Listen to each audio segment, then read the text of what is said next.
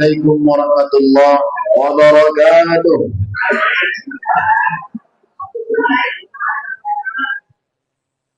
Alhamdulillah, wassalatu wassalamu ala rasulillah Sayyidina Maulana Muhammadin ibn Abdillah wa ala alihi wa sahbihi wa man da'a bi da'watihi wa istanna bi sunnatihi ila yaumil qiyamah rabbih.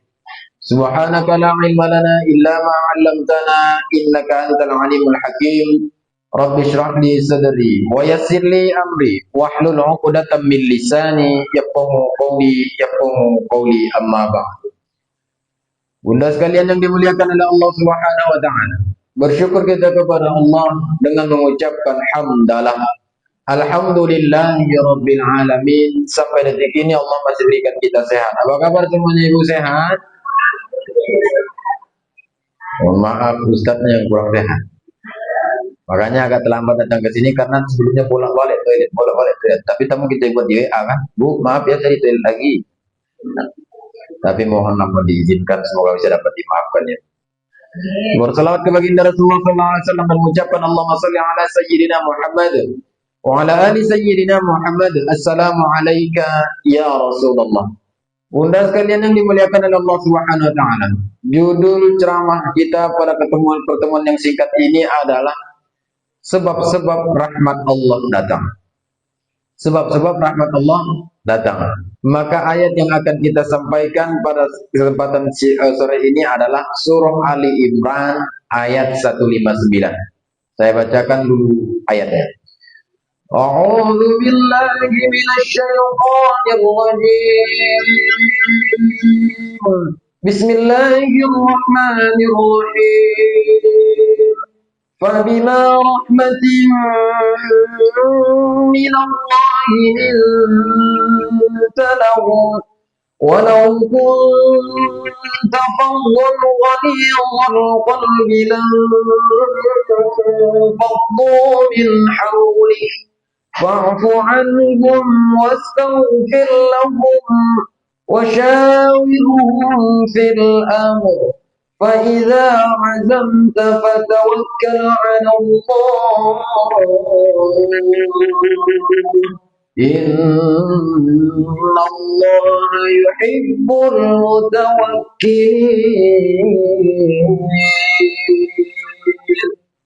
صدق الله العظيم. فبما رحمة من الله لنت لهم. Karena rahmat Allah lah lintalahum yang menyebabkan mereka lemah lembut kepadamu. Walau kunta faddan ghalidhal qalbi, seandainya engkau berkeras hati, lam faddu min hawlik, justru mereka akan berpaling dari engkau, pergi jauh darimu. Kenapa? Karena engkau berkeras hati. Fa'fu anhum. Ini dia sebab-sebab rahmat Allah. Tadi di awal disebutkan fabima rahmatin minallah. Karena rahmat Allah lah makanya mereka lembut hati kepadamu. Lalu kemudian seandainya engkau berkeras hati, pasti mereka akan pergi dari engkau. Maka saya ambil nilai dalam ayat ini. Tadi diawali dengan rahmat. Lalu kemudian apa bentuknya? Kenapa rahmat itu turun?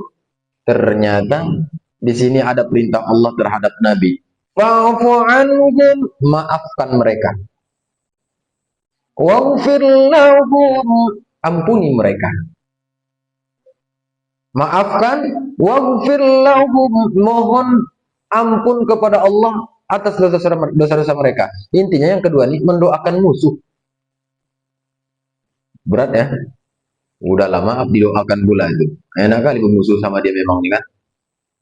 Kalau kita kan enggak gitu. Kalau bermusuh kan sekali musuh. Jangan harapkan untuk didoakan. Maaf aja Pak ya. Fa'fu anhum, maafkan mereka. Waghfir lahum, mohonkan ampun kepada Allah atas seluruh kesalahan mereka. Wasyawirhum fil amr, ajak mereka bermusyawarah.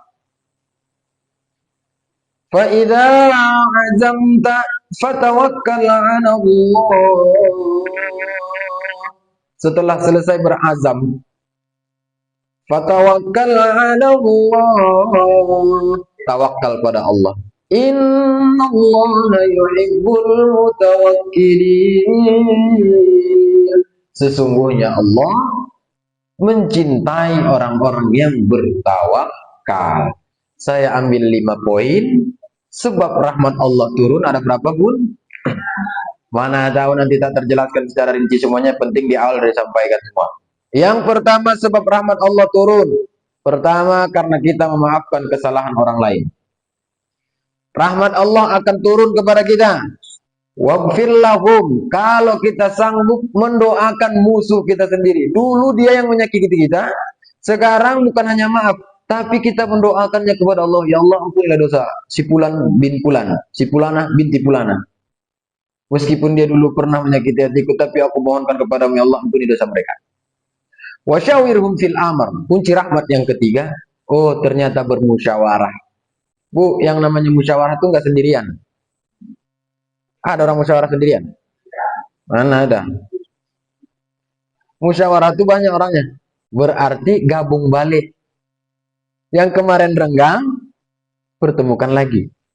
Yang kemarin punya miss, saling memaafkan, saling membuka diri. Walaupun sebenarnya orang yang bermusuhan awal-awal ketemu itu susah ya. Susah lah.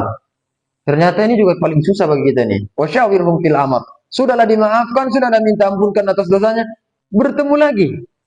Dalam keadaan musyawarah. Bila satu masalah ada yang perlu dipecahkan, bermusyawarahlah. Mintalah pendapatnya. Fa'idha azamta. Nah, ini berikutnya ikhtiar, azam. Fatawakkal 'ala Allah. Jadi orang yang keempat ini azam, rahmat Allah turun bagi orang yang mau berusaha juga. Tapi kalau tidur-tidur aja di rumah nggak datang rahmat Allah. Walaupun banyak duit ibu. Ini karena banyak duitnya nggak pergi mana-mana lagi, dia tidur aja di rumah itu berbantalkan duitnya. Mana datang rahmat Allah itu. Ini menunjukkan bahwasanya rahmat Allah itu harus dijemput dengan gerakan fisik kita. Boleh jadi dengan ibadah, boleh jadi ikhtiarnya dengan berusaha, mencari nafkah dan lain sebagainya. Lalu kemudian ikhtiar sudah. Fa'idha azamta fatawakkal 'ala Allah. Innallaha yuhibbul mutawakkilin. Yang kelima, serahkan semuanya pada Allah. Kalau yang 4 ini sudah kita lakukan, baru kemudian penyerahanlah terakhir pada Allah.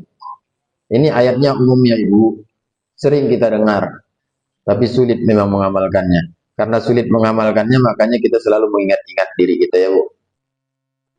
Bu, ada orang nih, ini gara-gara Ustaz tahu pantun tadi.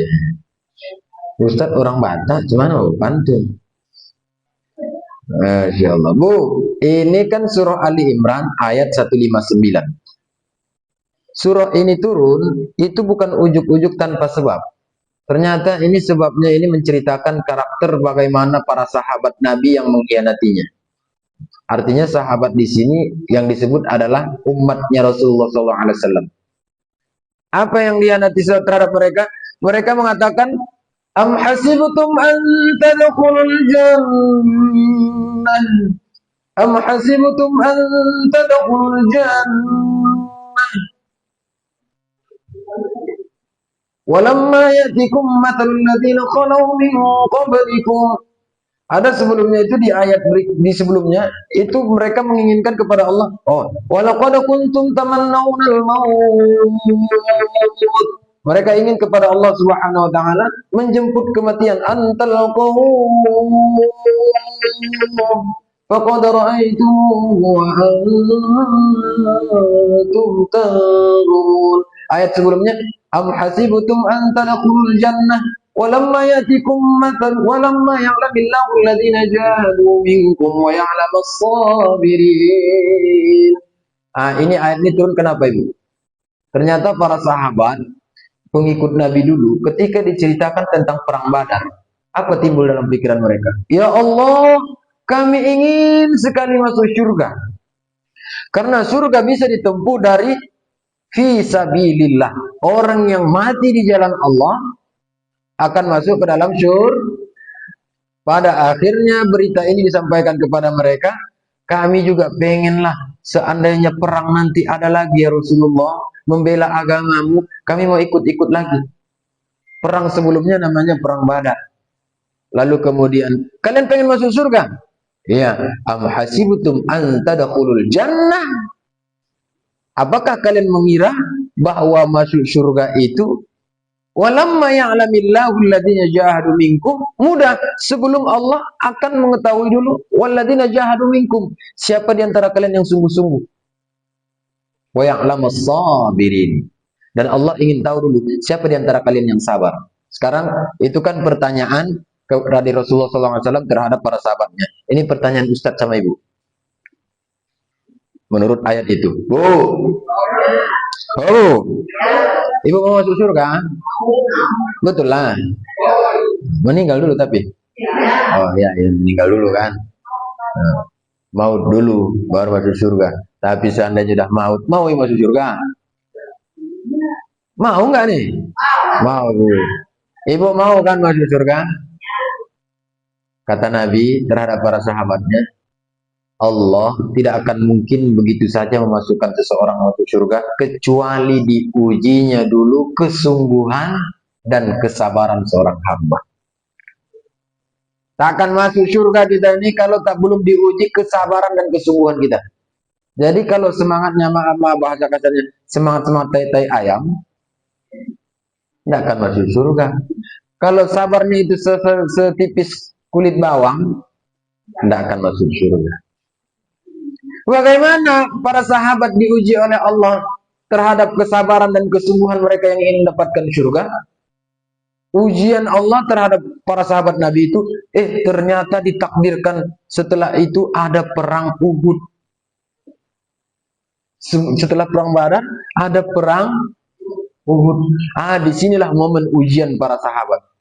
Lalu kemudian apa di antara mereka mengatakan? Sebahagian di antara mereka ada yang mau, sebahagian tidak. Dan sebelumnya itu penuh perdebatan. Siapa yang tak mau itu? Yang tak mau itu dari kalangan Bani Salimah dan Bani Harisah. Bani Haris. Ustadz ini juga yang tak mau. Dari kalangan mereka. Suku namanya itu. Ada dua suku yang tak mau. Lalu kemudian, kenapa? Apa kata mereka? Apa alasan mereka tak mau ikut perang? Ya Rasulullah, jumlah mereka banyak. Takkan mungkin kita ya Rasulullah menang. Ada kalangan muda mengatakan, ya Rasulullah, sekali berjuang di jalan Allah tetap berjuang, maju.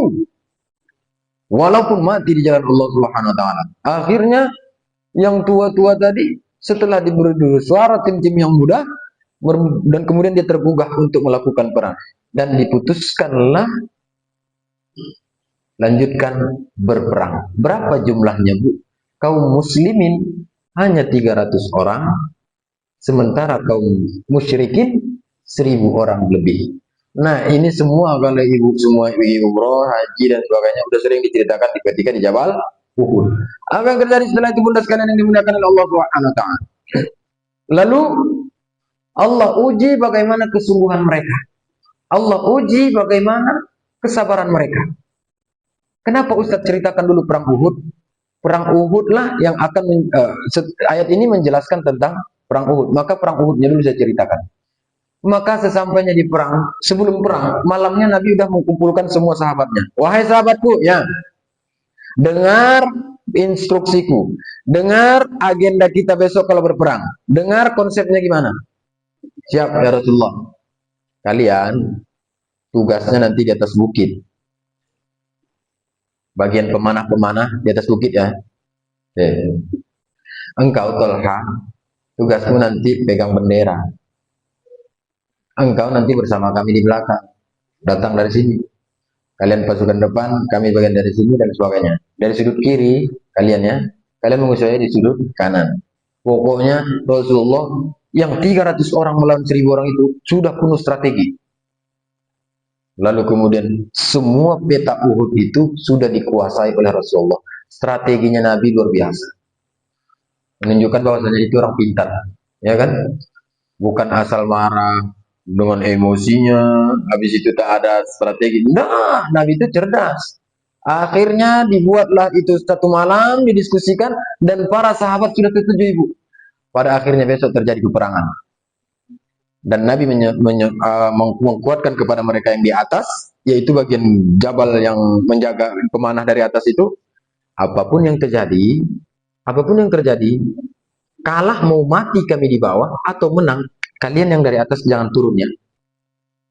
Baik ya Rasulullah, laksanakan, berangkat perang.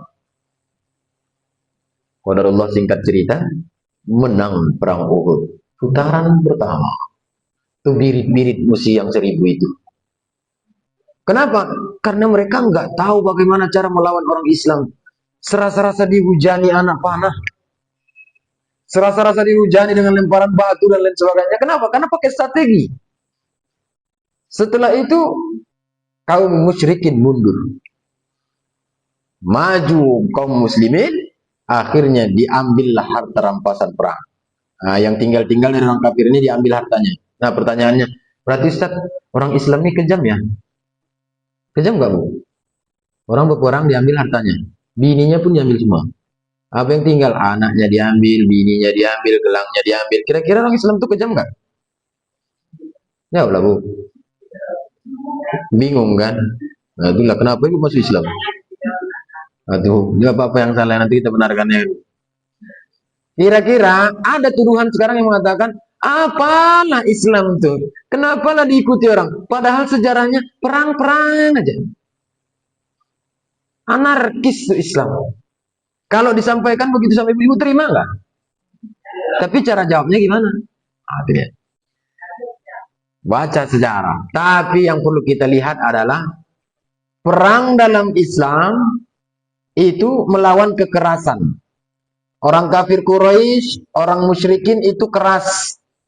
Jadi yang bisa melawan mereka itu dengan kekerasan. Tidak bisa dilawan dengan mereka dengan cara-cara damai, tidak bisa. Jadi datang Islam, musyrikinnya keras, Islam melawan kekerasan, tujuannya menghilangkan kekerasan. Setelah kalah kekerasan ini, Islam berkuasa, tidak ada lagi kekerasan di muka bumi. Itulah tujuan dari perang. Baik bunda sekalian yang dimuliakan oleh Allah Subhanahu wa taala. Singkat cerita, selesai di putaran pertama perang Uhud, orang Islam menang. Akhirnya diambillah harta rampasan perang yang punya kafir itu. Apa kata si pemanah di atas? Dah bagi-bagi orang itu di bawah, boy. Mereka dah bagi-bagi nih. Masa kita di atas terus? Orang tuh loh, dapat pedang, dapat baju besi, ada emasnya lagi. Iya awak dapat. Makan orang tuh banyak di bawah, boy. Yuk turun yuk. Sebagian sahabat mengatakan jangan turun. Jangan turun. Ingat nggak kata Nabi tadi? Walau menang atau kalah jangan. Tapi begitulah manusia itu ya. Nengok harta itu buyar juga iman. Itu sahabat Nabi loh. Yang dekat dengan Nabi, semasa dengan Nabi, masih tergoda dengan harta. Itulah manusiawinya. Apalagi lah kita yang jauh. Ya Bu. Seandainya Ibu, ada sore ini majelis taklim, dan di sore ini juga waktu yang sama ada pencairan 500.000 di rumah. Ibu pilih mana? Jujur-jujur aja lah Bu. Tunggu pencairan dulu kan. Walaupun menunggu pencairan itu menghabiskan waktu majelis taklim juga. Berjanjinya tuh mungkin 4:30, ujung-ujungnya jam 5:04 juga datangnya gitu. Nah begitu juga lah pulangnya ngaji 15 menit lagi, setelah itu ngaji pun pulang juga. Ibu mau dihadapkan nih, ibu pergi ngaji atau pencairan 500.000? Manusiawi berarti kan. Sahabat Nabi begitu juga Bu, ditengok di bawah ada bagi-bagi. Kita turun yuk. Jangan. Akhirnya sebahagian turun, sebahagian bertahan. Apa yang terjadi? Khalid bin Walid belum masuk Islam saat itu. Dia melihat dari atas, itu kekosongan di atas. Yuk kita menyusup dari belakang. Akhirnya Khalid bin Walid membunuh seluruh pasukan pemanah di atas. Mereka kuasai bagian bukit. Akhirnya mereka menyerang balik ke bawah. Dan di bawah itu orang Islam semua. Orang Islam lagi bagi-bagi donat, lagi bagi-bagi minuman, lagi ambil harta warisan perang, lagi menawan-nawan orang. Cuma kesenangan itu hanya sesaat. Setelah itu datanglah hujan anak panah, hujan batu segala macam. Lalu kemudian apa yang terjadi, Bu? Orang Islam mulai mengalami kekalahan. Kalang kabut. Yang biasanya Tolha memegang bendera itu dengan lantang kuat, akhirnya sudah mulai gelegepan, dikejar. Kenapa benderanya dulu dihantam? Ternyata waktu perang itu bendera itu fungsinya untuk memberi tanda bahwasanya inilah kaum muslimin. Jadi dihancurkan dulu benderanya, biar kemana-mana ini orang semua nih. Bu, tahu nggak nasib si tukang bendera itu? Saat dia pegang tiang benderanya, dipotong tangan, putus. Tapi karena semangat jihadnya pada Allah, akhirnya bendera itu tetap dia pegang, benderanya Rasulullah, dengan dipeluknya dengan tangan yang puntung. Dan pada akhirnya meninggal dunia juga. Jatuh bendera. Nabi, apa yang terjadi pada Nabi? Nabi pun mulai tersakiti. Nabi itu punya topeng yang terbuat dari besi. Helm lah istilah kita sekarang ini, terbuat dari besi, tembus. Apa yang dialami Nabi saat itu? Karena pengkhianatan dari sahabat-sahabat itu, karena tergiur dengan harta, yang dialami Nabi, giginya tanggal, pelipisnya berdarah, badannya lemah, dan mulai hampir terinjak-injak. Apa kata Nabi Muhammad SAW para sahabat? Sebahagian dari sahabat itu ada yang lari, dan sebahagian ada yang bertahan. Kadang-kadang Rasulullah masih sempat mengatakan, "Summa nabtahir." Dan Nabi itu sempat, "Walladzina yad'ukum fi ukhrakum fa asabakum ghamman bi ghammin likai la tahzanu ala ma fatakum." Nabi itu sempat memanggil sahabatnya, "Wahai sahabatku, jangan pergi, jangan pergi. Kata kalian kita mau berperang sini, sahabatku jangan pulang, jangan pulang." Ditinggalkan Nabi di sana. Sisa berapa orang? Sekitar 12 atau 14 orang. Ada kalangan kafir Quraisy, ada kalangan musyrikin yang datang memukul dan menyakiti Nabi. Dan Nabi itu jatuh pingsan. Akhirnya dia pergi ke pasukannya. Muhammad telah mati, Muhammad telah mati. Padahal Nabi masih hidup. Dan ada tentara berunta dari pasukan Rasulullah menyaksikan ternyata Nabi masih hidup. Tapi jauh sebelum Nabi itu dikabarkan masih hidup, Umar mendengar bagaimana Nabi sudah dikabarkan meninggal dunia. Apa kata Umar? Apa? Muhammad meninggal? Nabi Muhammad meninggal?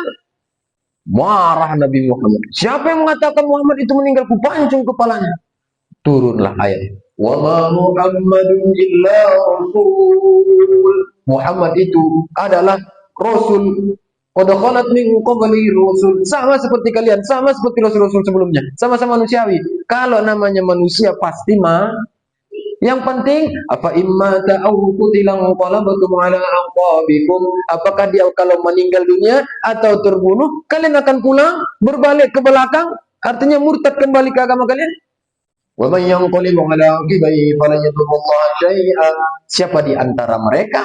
Siapa di antara kalian yang murtad ke belakang, balik lagi ke agama asal, sedikit pun tak akan merugikan Allah. Akhirnya singkat cerita bunda sekalian yang dimuliakan oleh Allah, dikabarkanlah Rasulullah ternyata masih hidup. Apa yang ingin kita ceritakan di sana? Lihat sikapnya para sahabat. Sebelum memulai perang, ada yang mau ikut, ada yang tidak. Sudah disampaikan perang, udah dibagi-bagi tugasnya, ada yang amanah, ada yang tidak. Habis itu terjadi peperangan, mengalami kekalahan, Nabi hampir diinjak-injak mati, ditinggalkan sahabatnya sebagian. Yang munafik-munafiknya itu, apa yang terjadi? Bagaimana perasaan ibu saat itu? Bagaimana perasaan ibu saat itu? Kecewa. Karena ibu seorang Nabi, nggak mungkin ibu akan dibiarkan. Ibu nggak akan mungkin dibiarkan. Tapi Nabi sudah melihat, ternyata di antara para sahabat itu ada yang tega dengan Nabi Muhammad SAW. Siapa yang meninggal di sana? Nabi meninggal, sahabat Nabi yang meninggal, termasuk Hamzah, paman kandungnya. Siapa yang bunuh? Wahsy. diputuskan kepalanya, dipotong begini di depan mata kepala Nabi Muhammad SAW. Apa yang terjadi ibu sekalian? Setelah itu kita udah tahu nih, kita aja sebagai nabi, seharusnya kita yang jadi nabi. Aja kita buat ke mereka semua. Kenapa kalian dulu kemarin tinggalkan aku waktu perang? Mana tim panah yang di atas tadi itu? Siapa itu dalangnya itu? Kenapa turun? Itu pasti marah kita, arogan kita pasti itu. Maka turunlah ayat ini yang kita bacakan di awal. فَبِمَا رَحْمَةٍ مِّنَ اللَّهِ لِنْتَ لَهُمْ. Karena rahmat Allah itulah makanya hati mereka lembut kepadamu Muhammad. Walau kunta faddan ghalidhal qalbi, seandainya hatimu itu keras, lam faddu min hawlik, mereka pasti akan berpaling dari sisimu atau pergi jauh meninggalkan itu. Ternyata apa akhlak Nabi? Akhlak Nabi, fa'fu anhum, Allah, Nabi memaafkan kesalahan mereka. Ujung-ujungnya kecewa kita, dan kecewa juga kita dengar cerita ini kan. Kenapa kita kecewa? Dinaafkan Nabi, hampir mati loh Rasulullah, gara-gara ulah mereka. Hampir meninggal Rasulullah, gara-gara apa? Pengkhianatan mereka. Hampir mati Rasulullah. Kenapa? Karena menuruti keinginan mereka. Mereka yang pengen mati di jalan Allah, ingin berperang, pada akhirnya pas perang mereka yang lari. Bayangkan begitulah ibu jadi ketua majelis taklim, anggotanya pergi ke belakang. Apa yang terjadi itu? Kecewa. Lebih kecewa lagi kita. Tapi itulah Rasulullah, teladan kita melihat kejadian itu semua. Setelah itu semua, para akhlak Nabi. Fa'fu anhum, ternyata Nabi memaafkan kesalahan mereka. Siapa yang Nabi maafkan? Yang tak mau perang, Nabi maafkan. Pengkhianat yang di atas bukit, Nabi maafkan. Yang dibawa, yang membunuh para sahabat, termasuk paman yang paling dia cintai yang namanya Hamzah, dia maafkan. Oh, Ustadz, kan yang membunuh paman Nabi itu orang musyrikin. Iya, ternyata beberapa tahun setelah itu masuk Islam dia. Datang Wahsy. Tahu nggak ibu? Hamzah itu paman kontan Nabi, om Nabi asli kandung. Datang dia beberapa tahun setelah itu. Wahai Muhammad, aku ingin masuk Islam. Saya mau jadikan lagi ibu ini seorang nabi. Kalau seandainya ibu jadi nabi, kami mau ikut majelis taklim. Padahal perangainya kemarin gitu tuh. Dialah yang bunuh ante ibu. Depan mata kepala ibu. Kira-kira ibu terima dia masuk majelis taklim atau enggak?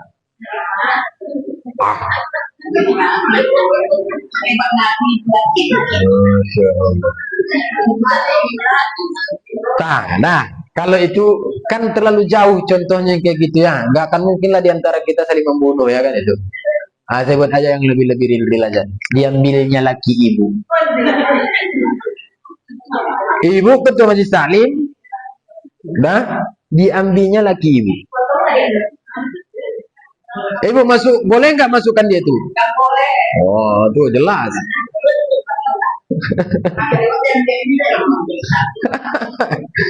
Maka dari itu benda sekalian yang dimuliakan oleh Allah Subhanahu wa taala. Apa yang terjadi setelah itu? Nabi maafkan mereka. Nabi memaafkan mereka. Wahsy datang masuk Islam. Ya Rasulullah, aku mau masuk Islam. Asyhadu an la ilaha illallah wa asyhadu anna Muhammadar Rasulullah. Diterima Nabi enggak? Diterima. Ya Allah. Ustaz, apa Nabi itu tak punya hati? Punya hati, Bu. Sama seperti kita makan nasi, andainya ada nasi di Arab, nasi juga makanan Nabi. Tapi masalahnya kan makanan pokok kita di sini nasi, di sana gandum, kurma dan lain sebagainya. Intinya kita makan, Nabi makan, kita tidur, Nabi juga tidur. Manusiawi, punya hati. Nabi pernah sakit hati, kita sakit hati, Nabi ada juga. Cuman beda cara sakit hatinya Nabi dengan kita. Apa kata Nabi kepada Wahsy? Wahai Wahsy, aku memang telah memaafkan segala kesalahan. Di depan mata kepalaku sendiri engkau bunuh pamanku Hamzah. dan engkau hari ini menyatakan Islam beriman kepadaku, tidak ada alasan bagiku untuk menolak engkau, karena yang aku perjuangkan ini bukanlah agamaku, tapi agamanya Allah.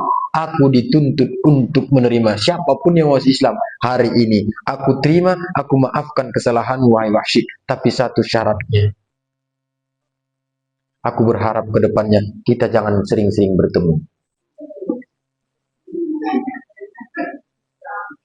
Aku berharap ke depannya kita jangan sering-sering bertemu. Kenapa ya Rasulullah? Apakah engkau masih marah terhadap aku? Apakah masih ada dendam dalam hatimu? Demi Allah, aku tidak marah dengan engkau. Demi Allah, aku tidak punya dendam. Karena seorang mukmin itu tidak benarkan untuk dendam. Tapi secara manusiawi Wahsy, setiap aku lihat wajahmu, teringat aku kejadian itu. Maka aku berharap jangan sering-sering ketemu. Oke? Baik ya Rasulullah. Akhirnya Wahsy pun memahaminya. Apa yang mau kita ambil dari situ, Bu? Bu, ada nggak orang yang menyakiti hati ibu di masyarakat ini? Semua.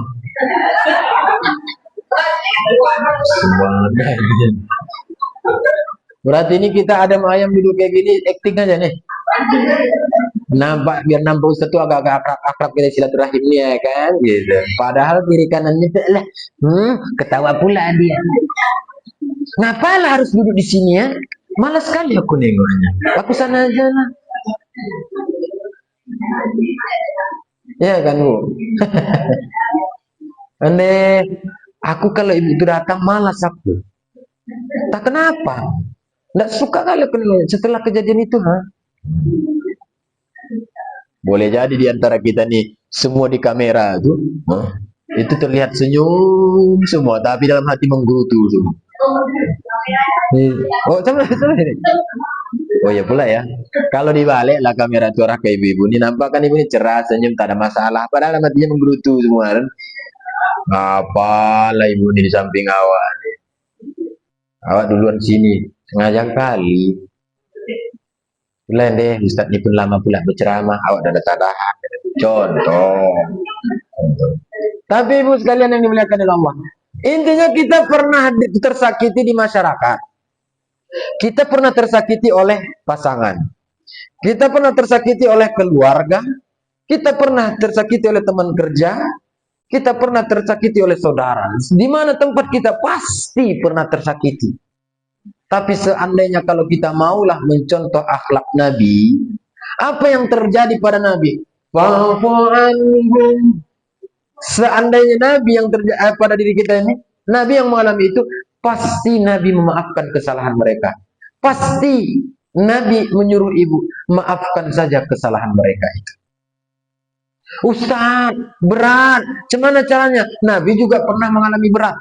Cuman kita lihat kadar beratnya.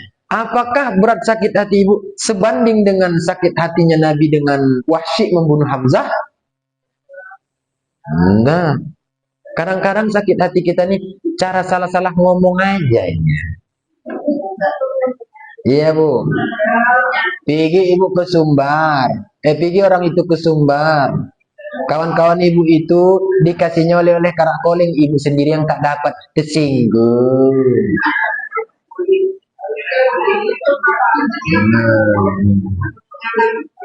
Habis itu kawan ini masak di rumah gulai ayam.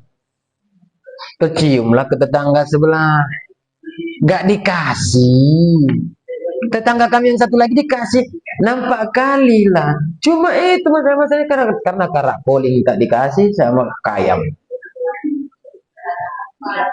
Kadang-kadang di majelis taklim, maaf, nggak sengaja tersenggol pakai kaki lututnya, sakit, aduh, belum sempat minta maaf, nanti lah habis pulang nih minta maaf, diselesaikan gitu lah kan, maaf ya Bu yang tadi rencananya mau dicapai nanti, rupanya terlupa, deh ibu nih suka hati dia malas aku nih. Jadi sakit hati kita selama ini belum sebanding seperti Nabi. Om kandungnya dibunuh di depan di sini. Tapi seandainya sakit hati ibu sudah selevel itu, pakailah ini. Maafkan mereka, itulah akhlak Nabi.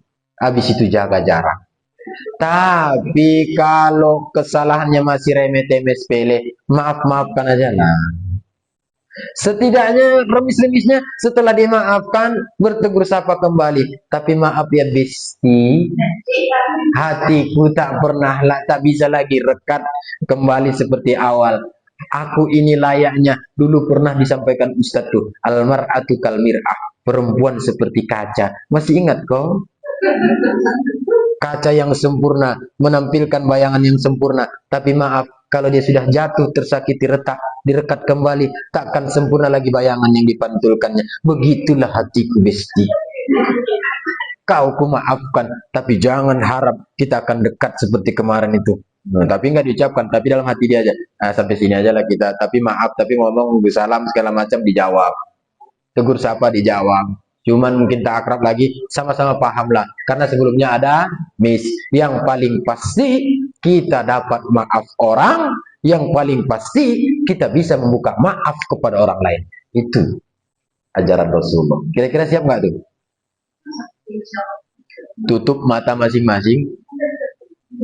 Bayangkan siapa musuh masing-masing. Nampak mukanya itu. Di mana amalan pertamanya? Ibu tutup mata nih, 2-3 detik jadilah. Habis itu bayangkan mata musuh kita, muka wajah musuh kita. Terbayang langsung. Itulah amalan pertama kita sebelum meninggal nih. Kalau mereka yang bersalah, maafkan. Kalau kita yang salah, minta maaf. Yang kedua, wastaghfir lahum, minta ampunlah terhadap kesalahan mereka. Wastaghfir lahum, wastaghfir lahum. Mereka kan punya dosa tuh, Bu. Doakan mereka dalam doa kita. Ya Allah, ampunilah dosa si fulanah binti fulan. Ampunkan ya Allah, padahal musuh kita. Apa buktinya? Kenapa harus diminta kita untuk mendoakan mereka? Ternyata terlihat tolak ukur maaf yang bersih dari hati seorang hamba kalau mau mendoakan musuhnya. Saya ulang ya, Bu. Ternyata dipastikan bersih, tidak ada lagi yang nyangkut di hati kita ini terhadap musuh kita. Salah satu buktinya, mau kita mendoakan dia. Tapi kalau masih, malas aku mendoakan dia. Oh, berarti ada yang nyangkut. Belum bersih. Setelah dimaafkan, coba balik doakan dia. Ya Allah, semoga engkau ampuni dosanya. Ya Allah, yang kemarin dosa dia dengan aku sudah ampuni. Ya Allah, engkau ampunkan pula ya Allah. Jangan ada nanti masalah di hari kiamat kami akan dipertemukan kembali. Jangan. Ampunkan dia ya Allah. Kalau sudah berani kita mendoakan dia, itu menandakan hati kita sama sekali tak punya masalah lagi dengan muslimin muslimat. Ya, ada orang yang memaafkan secara lisan, secara pikiran, secara hati, tapi banyak orang yang gagal memaafkan secara perbuatan. Ya mungkin kalau didoakan ya dimaafkan dalam hati sudah gitu. Cuman pas lagi ketemu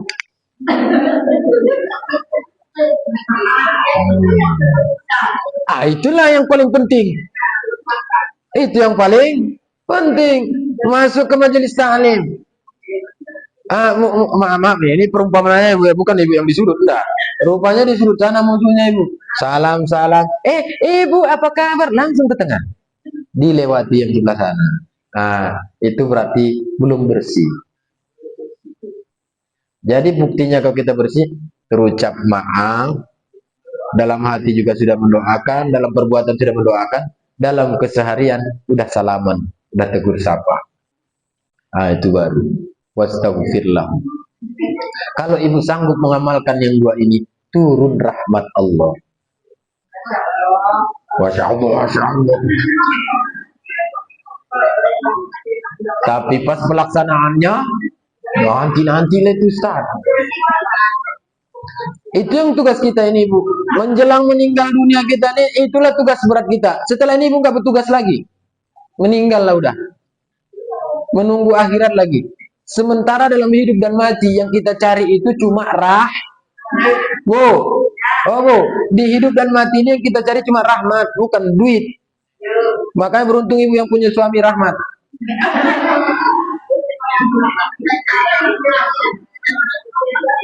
Mau saya buktikan yang kita cari ini rahmat.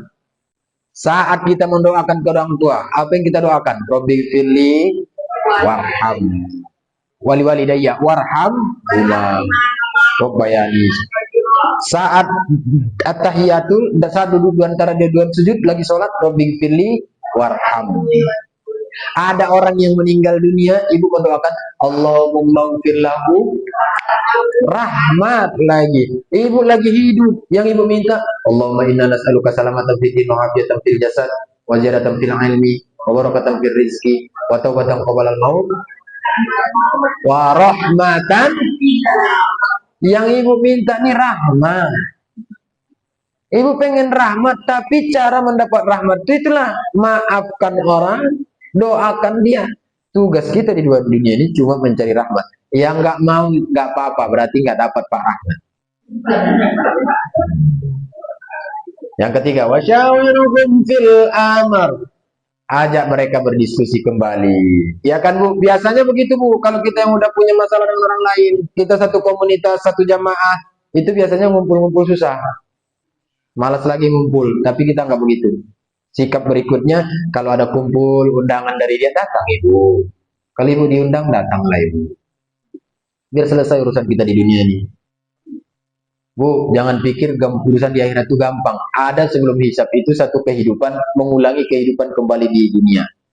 Dan orangnya tetap sama, tapi maaf-maaf, waktunya lebih jauh, lebih lama dibandingkan waktu di dunia.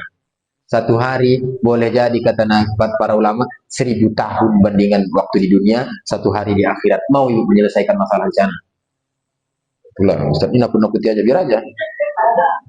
Wasyawirhum fil amr, bermusyawarah, ajak kumpul-kumpul balik.